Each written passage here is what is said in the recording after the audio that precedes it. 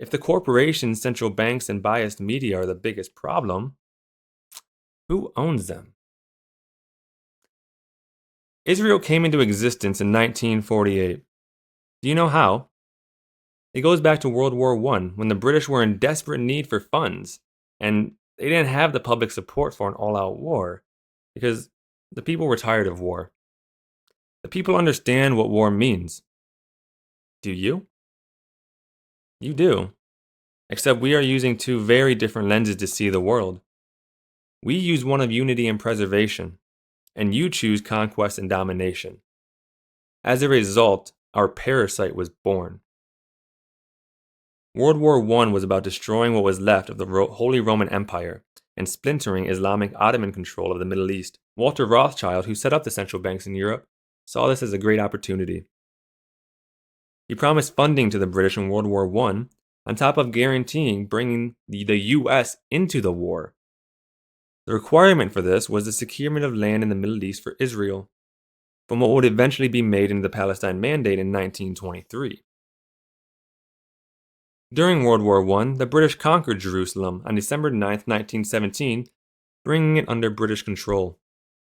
On November 9th of that same year, a full month prior, the British government issued the Balfour Declaration to Sir Walter Rothschild, saying they were pleased to announce that they had secured land for Israel.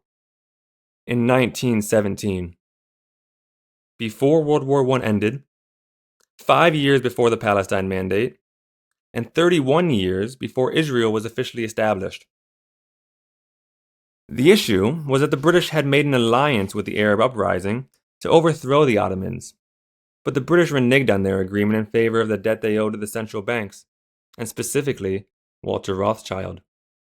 They took land from the Palestine Mandate and handed it over to Zionist control. The reason the British did this was not with the premise or intention of creating a Jewish state. The British had a debt to pay, in very much the same way our country is in debt to them today. Remember, Walter Rothschild promised to bring us into World War I. That means the central banks already had a hold on America prior, hence the reference to Stephen Girard and the Second National Bank earlier. The British did not provide that land as a gesture of good faith or even righteous intention. They did it for two reasons: the debt, but also the British wanted a post in the Middle East to combat Soviet influence. They were forced to give this land to the Rothschilds then as a bargain that said, we now own this land, and you can use it, provided the continuous and unquestionable support of our country and interests financially and militarily to continue paying the debt you will never close. How many billions of dollars has the US given to Israel recently in light of their genocide? That we aren't allowed to question in the slightest? How much aid overall for the wars and violations they've committed since 1948 compared to our own people? The issue after World War I was that although they finally had the land, they didn't exactly have a justifiable reason to suddenly import waves of Jews from Europe and displace hundreds of thousands of Jews, Christians, and Muslims that had already been living there, in relative peace compared to today. World War I was an acquisition to set the stage for the immigration. Once this was determined, Phase 2 was ready to spark. The Rothschilds needed an excuse for the forceful establishment of Israel, not because they didn't have the land, but because they needed an excuse to assume its control and disperse its native population. As a result, the central banks found a promising but eccentric young leader who saw what was happening in his own country. They were afraid that this man might actually stand up and motivate the people to fight back against Zionist oppression and control in Germany. As a result, they had two options: oppress him, or utilize him for their own benefit.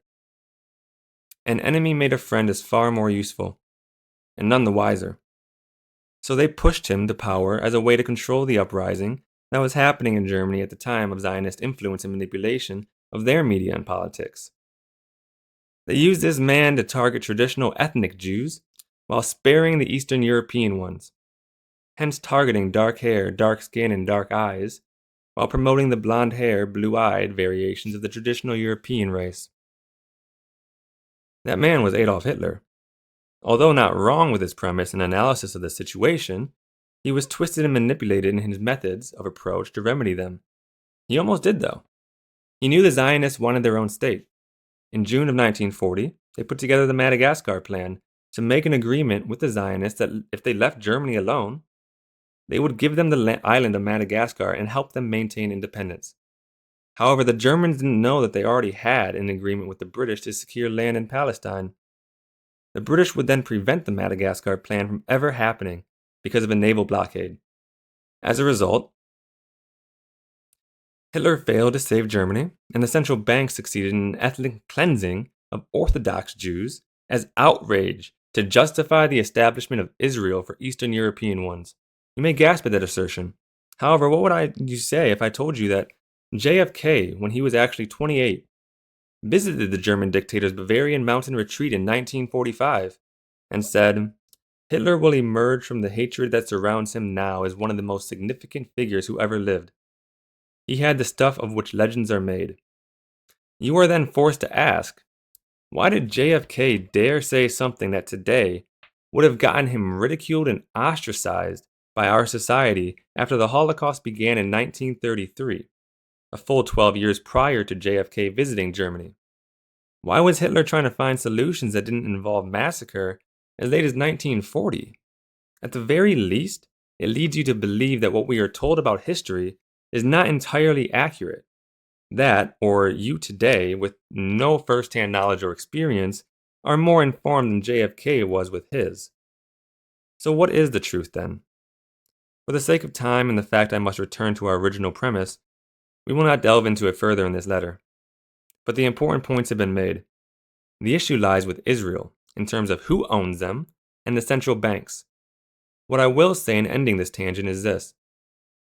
If history is written by the victors, who benefits by the history?